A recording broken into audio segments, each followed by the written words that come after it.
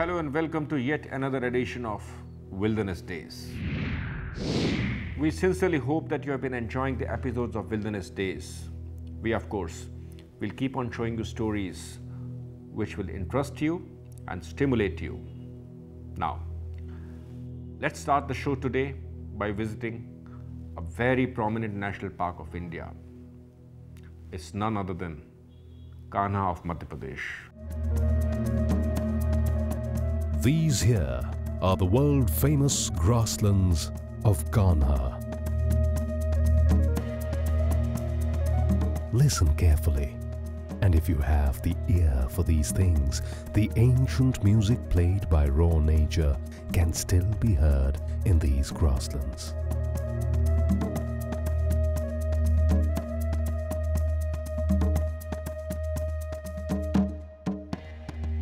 One of the brightest and most dazzling jewels adorning the wild wonders of India, Kanha National Park in Madhya Pradesh takes your breath away.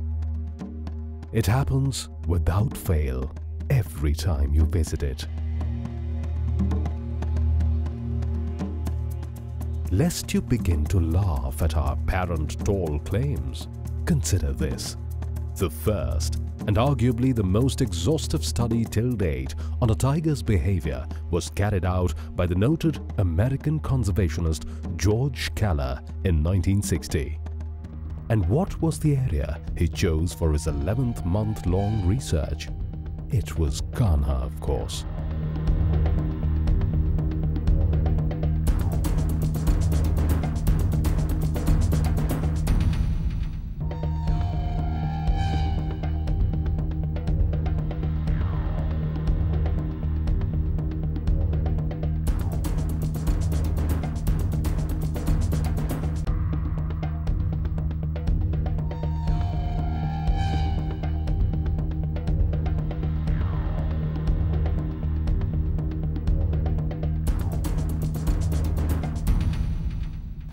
Kanha's seminal work, titled The Deer and the Tiger, is a must-read for anyone wishing to go deeper into the mysterious world of tigers.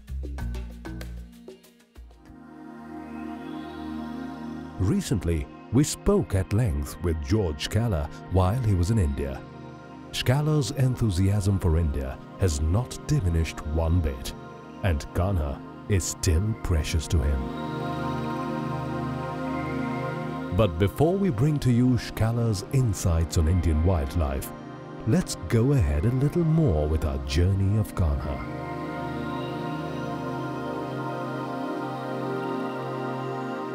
For long, Madhya Pradesh is called the Tiger State of India, and it is at Kanha that their roar is heard most clearly. The Tiger Show of Kanha is what makes this national park truly unique. Though somewhat controversial, this method ensures that most, if not all, visitors to Kanha manage to spend a few minutes with the tiger inside the forest.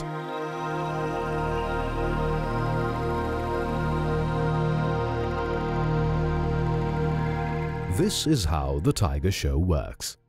Early in the morning, a group of trained elephants spread out in a pre-decided patch of the jungle. Armed with walkie-talkies, the mahouts move around with just one objective: to locate a tiger.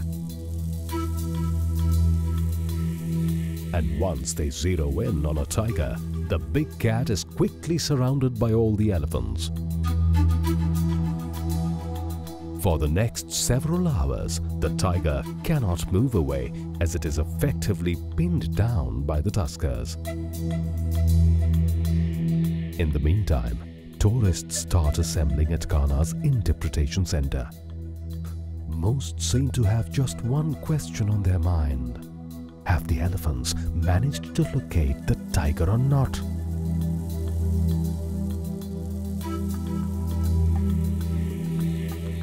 Of all the interpretation centers in India's national parks, the one at Kanha is the oldest and most exhaustive.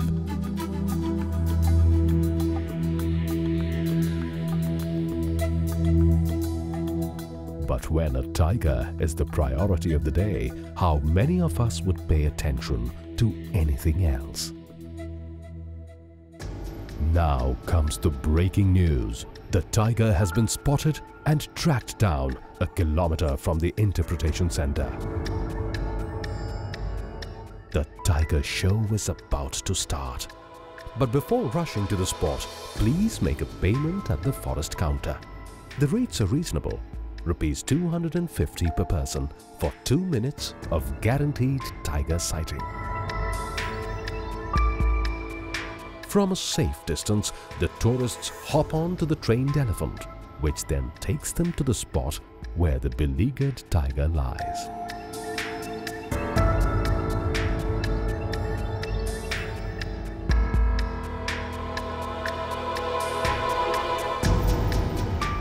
They approach the big cat, click photographs, and come back happy. You cannot spend more than 2 minutes with the tiger because other tourists are waiting.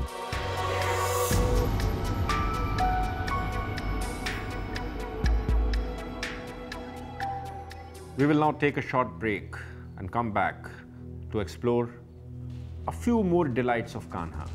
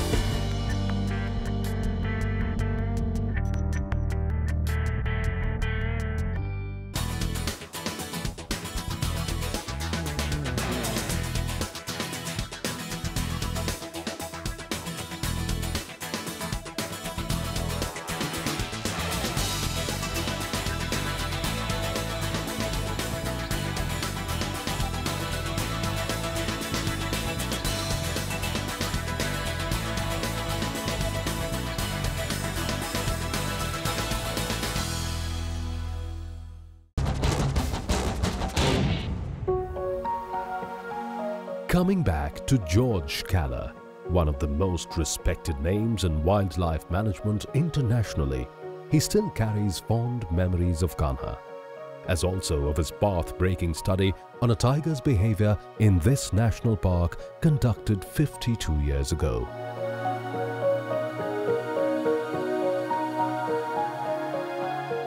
Today, Scaler holds a holistic view of nature and believes that the tiger is but an important link in the ecosystem of India.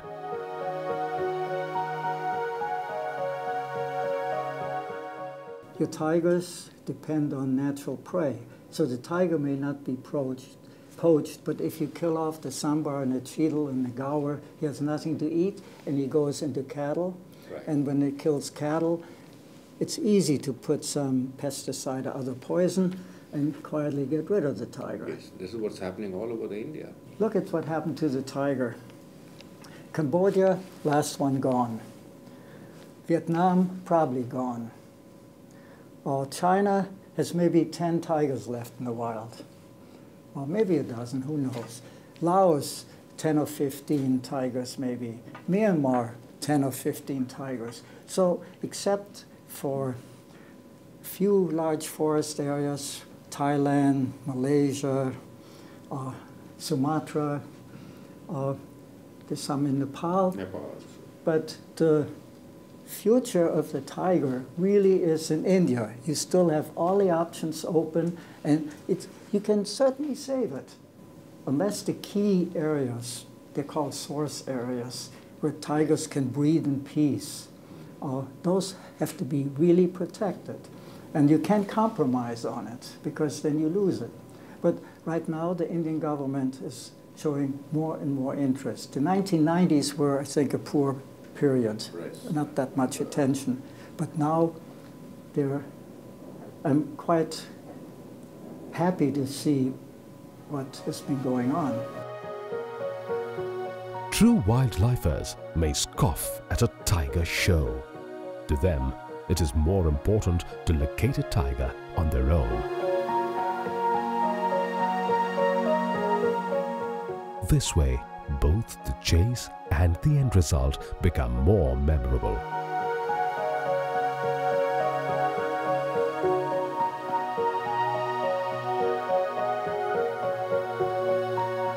We too decided to take leave of the tiger show midway and drove off to a secluded forest stretch 18 kilometers away. And did we come across something exciting?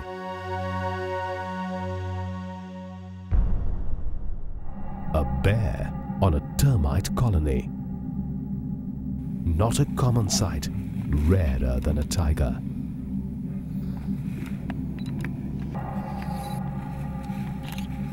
And it surely made our day. For the next 35 minutes, the bear was busy sucking in the termites. The sound of his breath was all one could hear in the forest.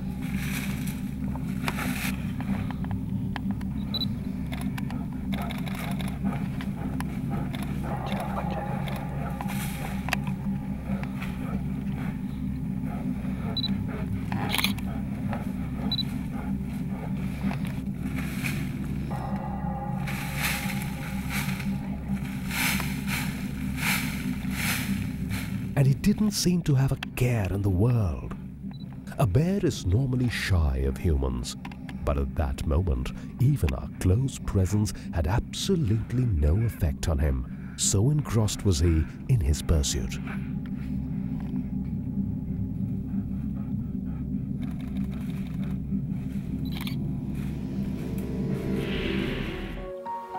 Among the many grasslands which dot Kanha National Park, the one which goes by the name of Bishanpura is perhaps the largest and most popular.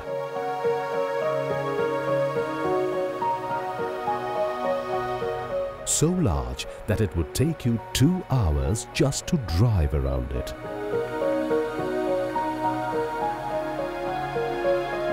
The grasslands, surrounded by stately sal forests, are the pride of Kanha. It is here that most of Kanha's wildlife can be viewed. And then there is Bamni Dadar, the highest point of Kanha. The views from Bamni Dadar are simply unforgettable. A treat for the eyes any time of the year. Even a full day stay at Bamni Dadar will not be enough to appreciate its beauty properly, and we could manage only a few hours. Once seen, Bamni Dadar is etched in the memory forever.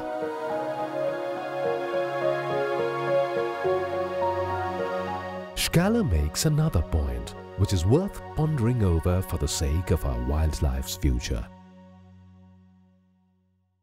Humans basically think of today and tomorrow. They don't think of the future. They need to satisfy their daily life. So they don't question things. The simple fact that every act we do, everything we do is also an ecological act, which means everything is connected. If you drink a cup of tea, remember somewhere the forest was cut to plant trees. How much energy does it take to bring the tea and prepare it and put it in the shops, then to heat the water and so forth and so on? So it takes a huge amount of energy. And this is the same with everything. You've got several big electric lights here. They eat up large amounts of energy. And if you think of that kind of connectivity, where it comes from, dams transporting energy, etc., you then start realizing that everything in the world is interconnected. Everything depends on the soil, the air, the light, the life, water. It all is one unity which we depend on. Yeah. Unless we look at nature and being part of nature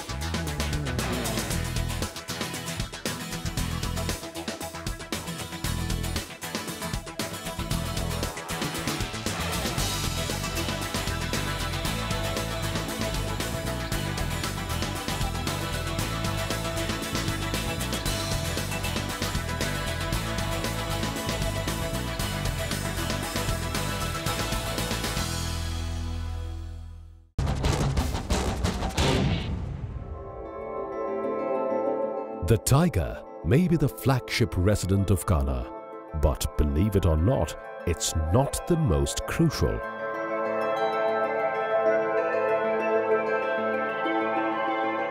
The most important is this: the hard-ground Barasingha, found only on this particular patch of Kanha and nowhere else in the world.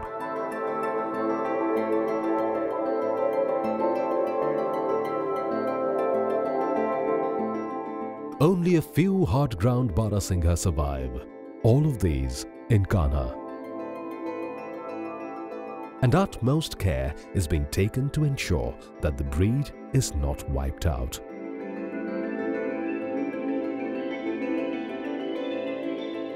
For over the past 2 decades, a team of dedicated forest officials count their hard-ground Barasinghas daily. Yes, daily. And maintain their records. This level of attention given to the hard-ground Barasingha surely takes away some shine from the coveted big cat. Incidentally, the hard-ground Barasingha is the state animal of Madhya Pradesh. We spoke with a park official who, for the past 8 years, has been keeping daily watch over the Barasinghas. इसकी daily यानी गिनती होती है। इसके यानी register है, register में column बने हुए हैं कि जैसे उसमें मेल फीमेल एक उसकी उम्र के हिसाब से 3-4 भाग में व्यक्त किया गया है। इनकी टोटल गिनती की जाती है। हर जहाँ बारहसिंगा जिस मैदान में पाया जाता है उसकी डेली रात को 8 बजे वायरलेस कॉल से मंडला उसको भेजा जाता है, जहाँ पे उसका संकलन किया जाता है। और उसमें जो घटबढ़ होती है उस पर हमेशा निगरानी रखती है कि बढ़े हैं तो कहाँ बढ़े हैं और कम हुए तो कहाँ कम हुए हैं। आपके हिसाब से जैसे अभी 450 बारहसिंगा है, कान्हा जो है कितने बारहसिंगा होल्ड कर सकता है? कान्हा तो अपने हिसाब से 3-4 हज़ार बारहसिंगा होल्ड कर सकता है। अच्छा, तो अब इनकी संख्या आने वाले सालों में आप कितनी देख रहे हैं? असली में क्या है कि जो बारहसिंगा इसकी ये फीमेल 1 साल में 1 ही बच्चे देती है। अच्छा। 1 ही बच्चा होता है और फिर 8 महीने गर्भ होता है। और चूँकि यहाँ पे साथ में टाइगर भी वो किया जा रहा है, संरक्षण किया जा रहा है, तो टाइगर अपने खाने के लिए तो बारहसिंगा को मारता ही है। तो जितने बच्चे पैदा होते हैं उतने उतने करीब ख़त्म हो जाते हैं। इसलिए उसमें जो है ना धीरे धीरे ही मल्टीप्लिकेशन होता है उसमें। The bison is another major draw of Kanha. Easygoing, but tough as nails. They can be found aplenty in the grasslands and elevated areas of the park. Don't try to go too near a bison, more so if it's a loner. It can be a crafty animal and is known for sudden bursts of aggression.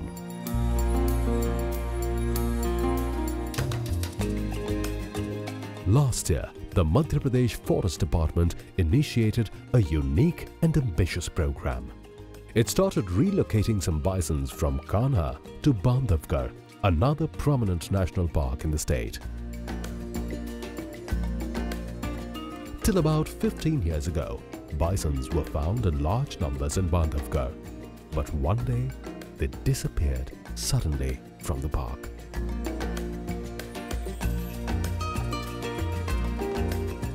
Under the relocation program, some 50 bisons have already been shifted from Kanha to Bandhavgarh, and a team of experts from South Africa is assisting the State Forest Department with the project. The project has been a fantastic example of state cooperation between the South African conservation authorities at EKZN Wildlife, the Madhya Pradesh Forest Department and the private sector being us as facilitators. The whole process of a translocation doesn't just start and end at the immobilization. It's going to end when these animals are released and finally reproduce. For over 5 decades now, Kanha is known as one of the best managed national parks in India. You don't have to really look far for the reasons.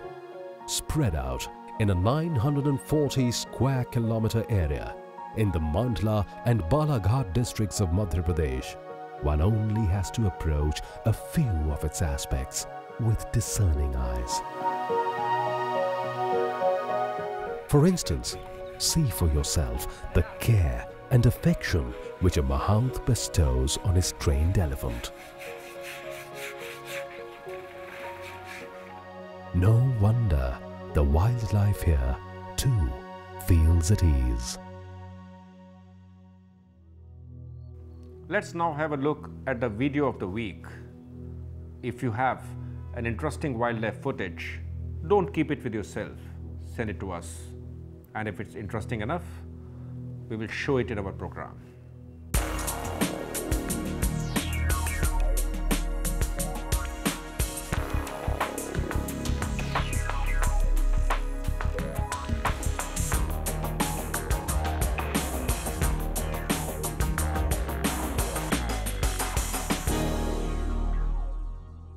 We now wrap up this edition of Wilderness Days. We will, of course, come back next week with lots of exciting stories.